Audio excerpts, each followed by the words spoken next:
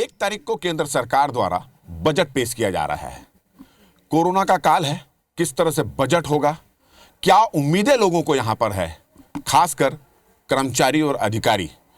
हम अभी खड़े हैं एचओडी भवन, मंत्रालय में जो छत्तीसगढ़ का एचओडी भवन है वहाँ पर खड़े हैं और ये तमाम कर्मचारी अधिकारी लोग यहाँ पर मौजूद हैं जो केंद्र सरकार से ये उम्मीद लगा के रखे हैं कि इस बार कोरोना काल में जो बजट होगा वो किस तरह का होगा, क्या उनको राहत मिलेगी। क्योंकि कोरोना की वजह से ये सभी कर्मचारी परेशान हैं, किन्हीं का वेतन कटा हुआ है, कुछ लोगों को आर्थिक परेशानी आई हैं। तो ये तमाम चीज़ों को लेकर ये उम्मीद बना कर रखे हैं केंद्र सरकार से कि निश्चित रूप से आएगी, उनकी परिस्थितियों को देखते हुए, वर्तमान परिस्थितियों को देखते हुए जो केंद्र सरकार का बजट आएगा वो उनके लिए राहत भरा होगा, सुकून भरा होगा और जो त्रासदी उन्होंने झेली है वो त्रासदी से शायद उनको छुटकारा मिलेगा। तो क्या सोचते हैं इस बजट के बारे में ये और किस तरह से उम्मीद केंद्र सरकार से लगा के रखे हैं, हम इस संबंध में बात करेंगे। आप बताइए कि क्या उम्मीद लगा के रखे हैं इस बजट से।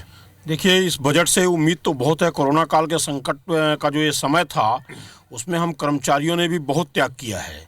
हमने कोरोना के बीच में हमारे लोगों ने काम किया है, अग्रिम पंक्ति में रह करके काम किया है, तो हमको उम्मीद बहुत है कि हमको राहत मिलेगी। कई महीने हो गए हैं डीए को फ्रीज रखा गया है, केंद्र शासन द्वारा भी डीए जारी नहीं किया गया और राज्य शासन द्वारा तो उससे भी 2 डीए पीछे चल करके उसको जाम किया गया है। तो आर्थिक स्थिति कर्मचारियों की बहुत दयनीय इस समय हो रही है। किसी को लोन भरना है, किसी को अपने दैनिक काम करने हैं, उससे परेशानियां तो हो रही हैं। दूसरी चीज़ है, केंद्र सरकार में भी लिपिक वर्ग के कर्मचारी हैं, अन्य कर्मचारी हैं, सबकी वेतन विसंगतियां हैं, वर्षों से हम जूझ रहे हैं। इस प्रदेश में माननीय मुख्यमंत्री जी ने भी कहा कि हम जो है कि अगले बजट में आपका प्रावधान करेंगे, लेकिन अभी तक हमको कोई ऐसा अंदेशा नहीं दिख रहा है कोई प्रावधान हो रहा है। 15 सालों तक बीजेपी का छत्तीसगढ़ में शासन रहा है। अभी मैं केंद्र शासन में, चूंकि भारतीय जनता पार्टी का शासन है, इसलिए इसको और इंगित कर रहा हूं कि 15 सालों तक भारतीय जनता पार्टी का शासन रहा है और हम लोग विभिन्न मुद्दों को लेकर के संघर्षरत रहे।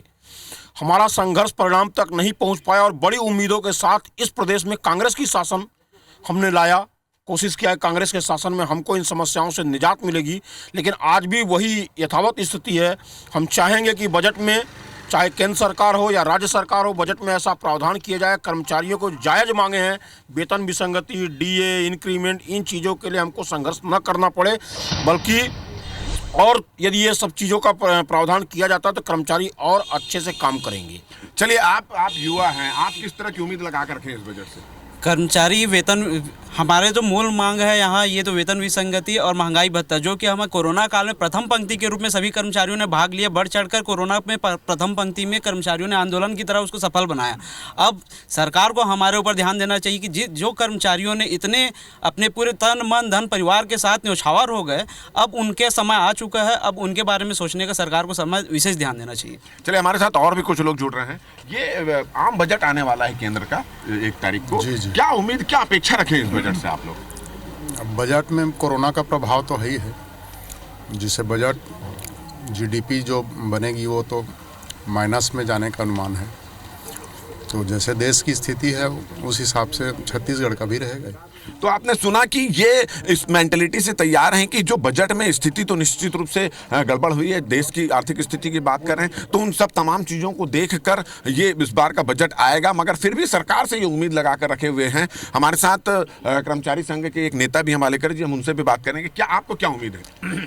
सर, अभी जो बजट फरवरी में पेश होने वाला है, इससे पूरे कर्मचारी बहुत ही उम्मीद लगा के बैठे हैं और हम चाहते हैं कि कर्मचारियों को ज़्यादा से ज़्यादा सुविधाएं व लाभ इस बार के बजट में दिया जाए। साथ ही कोरोना काल में जिस प्रकार से हमने बढ़ चढ़कर हिस्सा लिया, लोगों के लिए काम किए, और सेंट्रल गवर्नमेंट ने ये किया है कि प्रधानमंत्री गरीब कल्याण योजना के तहत जो सेंट्रल में जो स्वास्थ्य विभाग के जो कर्मचारी हैं उनके लिए 50 लाख का उनने अनुग्रह राशि जारी किया है। तो हम चाहते हैं कि छत्तीसगढ़ में भी लगभग 70 से 80 ऐसे अधिकारी कर्मचारी हैं जो मतलब प्रथम पंक्ति में काम करते हुए मतलब कोरोना के काल में समा गए हैं। हम चाहते हैं कि सेंट्रल गवर्नमेंट जो है स्टेट गवर्नमेंट के माध्यम से एक लिस्ट तैयार करे और वो 70-80 जो कर्मचारी हैं उनके लिस्ट मंगाकर उनके लिए भी 50 लाख का अनुग्रह राशि जारी करे। साथ ही साथ वेतन विसंगति का जो मसला है वो पिछले कई सालों से हम देख रहे हैं, चाहे वो बीजेपी की सरकार हो या कांग्रेस की सरकार हो, लगातार वेतन विसंगति को ध्यान नहीं दिया जा रहा है। वेतन विसंगति बहुत बड़ा मुद्दा है। हम चाहते हैं कि लगभग 300 करोड़ का भार जो आएगा शासन पे, छत्तीसगढ़ सरकार पे, तो हम चाहते हैं कि ज़्यादा से ज़्यादा जो है वेतन विसंगति के मुद्दे को ध्यान में रखकर बजट पेश किया जाए। आपको क्या उम्मीद है बजट से? केंद्र सरकार के बजट से उम्मीद है, जो स्लैब है 5 लाख का उन्होंने डिसाइड किया है उसको बढ़ाना चाहिए, कम से कम 6 लाख करना चाहिए, ताकि कोरोना काल में जो हम लोग सहे हैं, वित्तीय भार आए हम लोगों को, उस पर निजात मिलना चाहिए। चलिए, इनकम टैक्स में इनको उम्मीद है और जो कर्मचारी नेता है उन्होंने भी एक बात बहुत बहली है कि जिस तरह से केंद्र सरकार जो अपने कर्मचारी हैं जो कोरोना काल में जिनका निधन हो गया है उनके लिए एक विशेष पैकेज तैयार किया। आप महिलाएं, आप क्या उम्मीद लगा के रखी हैं इस बजट से केंद्र सरकार की? सर, हम तो चाहते हैं कि इस बार सेंट्रल में प्रस्ताव पारित हो कि बच्चों की जो ट्यूशन फीस होती है उसमें थोड़ा सा हम लोग को रिलीफ मिले। चलिए, आप क्या चाहती हैं? हम सरकार से यही निवेदन करते हैं कि वेतन विसंगति दूर किया जाए, इसे और इनकम टैक्स में भी राहत दिया जाए। आप क्या उम्मीद लगा कर रखे हैं बजट से? क्या किस तरह का बजट चाहते हैं आप? इनकम टैक्स के अंदर मतलब छूट ज़्यादा देना चाहिए। कर्मचारियों को जो आय हो रही है उसके हिसाब से मतलब छूट कम है और सभी टैक्स में चली जाती है। 1 माह की तनख्वाह पूरी टैक्स में चली जाती है इसमें। तो इससे इसलिए हाँ, कोरोना काल था, कोरोना काल में आप लोगों ने संघर्ष किया और काफ़ी स्थिति थी, शायद आप लोगों की सैलरी भी यहाँ पर कटी थी, तो उसको लेकर क्या उम्मीद रखे हैं आप? नहीं, वो तो ठीक है, उसमें सहायता करनी चाहिए थी। केंद्र को जो दिया है हमने 2 दिन का वेतन, वो तो ठीक है। चलिए, हमारे साथ और भी यहाँ पर और लोग हैं, हम उनसे भी बात करने की कोशिश करते हैं कि आप क्या चाहते हैं, आप किस तरह का बजट चाहते हैं? आप युवा हैं और किस तरह का चाहते हैं? केंद्र सरकार से क्या उम्मीद है? केंद्र सरकार से तो यही उम्मीद है कि हम लोग का जो वेतन विसंगति है वही मेन मुद्दा है, और डीए, बस और कुछ नहीं। आप क्या उम्मीद रखा कर रखे केंद्र सरकार? कोरोना जैसे संकट में सभी सरकारी कर्मचारी अधिकारी जो शासन को सहयोग किए हैं उसको दृष्टिगत रखते हुए शासन को चाहिए कि आगामी बजट में कर्मचारियों के हित में वेतन विसंगति हो गया, समय पर डीए, महंगाई राहत का प्रावधान और अन्य सुविधाएं देते हुए बजट में प्रावधान करना चाहिए, यही उम्मीद है। हाँ, तो आपने सुना कि कर्मचारी ये चाहते हैं, छत्तीसगढ़ के जो कर्मचारी हैं, अधिकारी ये चाहते हैं कि वेतन विसंगति जो है वो दूर करे केंद्र सरकार, इसमें प्रयास कर सकता है। इसी तरह कोरोना काल में जिन कर्मचारियों ने सेवा करते हुए, अपना फर्ज निभाते हुए जिन लोगों की जान गंवाई है, केंद्र सरकार ने उसके लिए एक अच्छा पैकेज जारी किया है। तो ये उम्मीद करते हैं कि छत्तीसगढ़ के लोगों के लिए भी इसी तरह का एक पैकेज होना चाहिए। साथ ही साथ इनकम टैक्स में भी छूट की ये मांग कर रहे हैं। तो ये तमाम उम्मीद लगाकर ये कर्मचारी कल 1 तारीख को इस इंतजार में रहेंगे कि किस तरह से बजट आता है और कितनी छूट उनको यहाँ पर दी जाती है। केंद्रीय बजट को लेकर केंद्र सरकार के जो कर्मचारी हैं वो क्या सोचते हैं, आइए अब हम वो जानते हैं, उनसे भी बात करते हैं। अभी हम BSNL ऑफिस पहुंचे हैं। यहाँ पर केंद्र सरकार के जो अफसर और कर्मचारी यहाँ पर मौजूद हैं। 1 फरवरी को यहाँ पर बजट आने वाला है, 1 फरवरी को आम बजट आने वाला है। क्या उम्मीद है केंद्र सरकार की इस बजट से आप लोगों को?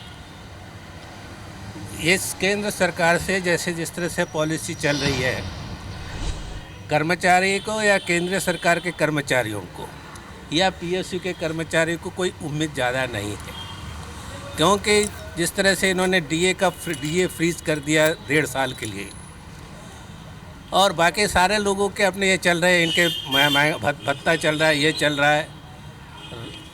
ये जो आपने पॉलिटिशियंस है इनकी पेंशन चल रही है, इनके इसमें कोई कटौती नहीं है, तो हमें ज़्यादा ये नहीं है। और दूसरे जो ये हमारे सार्वजनिक क्षेत्र जो बने हुए हैं, जो भेल है, BSP है, ये सारे बेचने के इस पर चल रहा है, जैसा कि इनका ये है। और अब एक निजीकरण के आज के पेपर में एक निजीकरण की नई पॉलिसी उन्होंने ये की है।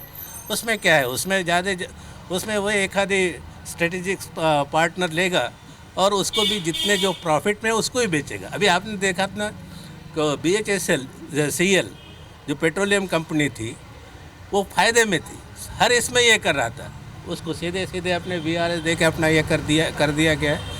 तो हमें कर्मचारियों को ज़्यादा इससे उम्मीद नहीं है। आज ही गैस के जो है 50 रुपये और बढ़ गए गैस सिलेंडर में, 150 रुपये यानी 1 महीने के अंदर 150 रुपये बढ़ गया गैस का, पेट्रोल तो बढ़ ही रहा है। और जब दूसरी सरकारें जब थी, यदि 55 से 60 यदि होता था तो हाय तौबा मचाते थे यही लोग। चलिए, तो आपका ये कहना है कि कोई उम्मीद बहुत ज़्यादा नहीं है। हाँ, ये उम्मीद जरूर लगा कर रखते हैं कि जो दैनिक उपयोग की जो चीज़ें हैं, जिसका कंट्रोल केंद्र सरकार के पास है, उस पर कुछ रियायत मिलना चाहिए ताकि आम जो लोग हैं उन पर चल सके। आपका क्या कहना है? आपको क्या उम्मीद है केंद्र सरकार की? वैसे केंद्र सरकार से बहुत ज़्यादा उम्मीद नहीं है, लेकिन हमारे केंद्र सरकार से कहना है, एक तो महंगाई भत्ता जो फ्रीज किया उसको रिलीज़ किया जाए। दूसरा, डाक विभाग में भी जो ईडी कर्मचारी हैं या जो नया भर्ती वाले जो कर्मचारी हैं, विगत 2004 के बाद जो लगे हुए हैं, उनका पेंशन बंद कर दिया गया है। लेकिन सांसद या विधायक अगर वो एक दिन भी शपथ ले लेता है, वो पेंशन का हकदार हो जाता है, उसको सारे सुविधाएं मिलना शुरू। हमारा कहना है कि जितने 2004 के भर्ती वाले हैं उनको सारे सुविधाएं, पुराना पेंशन स्कीम लागू होना चाहिए, क्योंकि अटल बिहारी वाजपेयी की सरकार आई थी उस समय बंद किया गया था। हमारा कहना है कि जब विधायक सांसदों का पेंशन नहीं बंद हो चुका तो कर्मचारियों की पेंशन बंद नहीं होना चाहिए, उनका महंगाई भत्ता तत्काल रिलीज करना चाहिए। और पोस्ट ऑफिस में ईडी कर्मचारी हैं जो 60 साल 65 साल नौकरी करते हैं, उनको पेंशन का कोई अधिकार नहीं दिया गया आज तक। हमारे भी कहना है कि जो बेचारे पोस्ट ऑफिस में इतने सालों से काम कर रहे हैं, उनको भी पेंशन का अधिकार मिलना चाहिए। लेकिन इसके बारे में कई बार आंदोलन कर चुके हैं, लेकिन इस सरकार को कोई फर्क नहीं पड़ रहा है। लेकिन इससे अभी भी इस गवर्नमेंट से कोई इतना उम्मीद भी नहीं जताया जा सकता कि हमारा कोई पेंशन फिर चालू हो जाएगा, ईडी को रेगुलर कर दिया जाएगा, ये 2004 का पुराना पेंशन लागू का, ऐसा कोई उम्मीद नहीं है।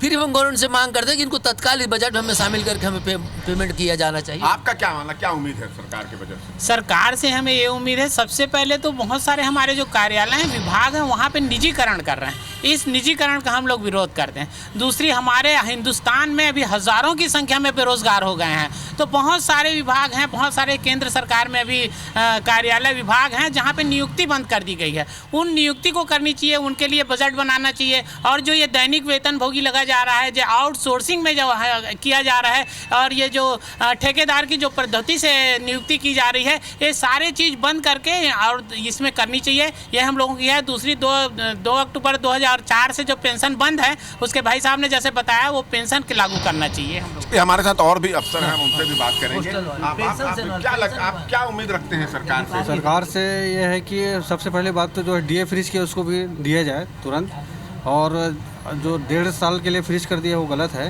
क्योंकि बाकी अन्य सभी क्षेत्रों में जो है सबको सुविधा दिया जा रहा है। तो सरकारी कर्मचारी के लिए ही मतलब डीए को बंद करना उचित नहीं है। तो हमारी मुख्य मांग ये है कि जो फ्रीज किया हुआ डीए है उसको तुरंत रिलीज़ किया जाए। आप क्या उम्मीद लगा कर रखे हैं? फिर भी मैं तो ये चाह रही हूँ इनकम टैक्स की जो सीरीज है वो बढ़ाया जाए, है ना। जो 86 के अंदर जो बहुत सारी अभी भी चीज़ जुड़ गई है, उसमें बहुत नुकसान हो रहा है कर्मचारियों का, उसमें ये बढ़ाया जाए, टैक्स सीलिंग बढ़ाया जाए उसमें। तो ये थे सरकारी कर्मचारी, केंद्रीय सरकारी कर्मचारी, और इनका कहना है कि बहुत ज़्यादा उम्मीद सरकार से इसलिए नहीं है क्योंकि सरकार जो है इस BSNL समान बहुत सारी जो कंपनियां हैं उसको निजीकरण करने के फिराक में है। ये अगर सरकार कर सकती तो इसका निजीकरण नहीं होना चाहिए। इसी तरह पेंशन के जो केंद्र के जो कर्मचारी हों, उनके पेंशन का जो मामला है, पेंशन जो बंद कर दिया गया है, उसको भी शुरू करने की उम्मीद इस बजट में चाह रहे हैं कि बजट में बढ़े। और इसके अलावा जो महंगाई बढ़ रही है, जैसे गैस सिलेंडर है, पेट्रोल डीजल के दामों में भी वृद्धि हो रही है, इन सब पर किस तरह से केंद्र सरकार अंकुश लगा सकता है और इस बजट में इसकी रेट है अंकुश में रहे, इसको लेकर क्या कर सकती केंद्र सरकार, वो इन सब का इन्होंने उम्मीद किया है। और साथ ही साथ अब इनका ये कहना है कि अब 1 तारीख को जो बजट आएगा उसमें देखना होगा कि कोरोना काल में केंद्र सरकार में कोरोना काल की स्थिति को देखते हुए केंद्र सरकार किस तरह से बजट देती है, और जो कर्मचारी और अधिकारी हैं, चाहे वो केंद्रीय कर्मचारी हो चाहे वो राज्य के कर्मचारी हो, उनकी उम्मीद पर केंद्र सरकार का बजट कितना खरा उतरता है, ये देखने की बात होगी। कैमरामैन अजय गुज्जर के साथ राजेश मिश्रा, IBC 24 रायपुर।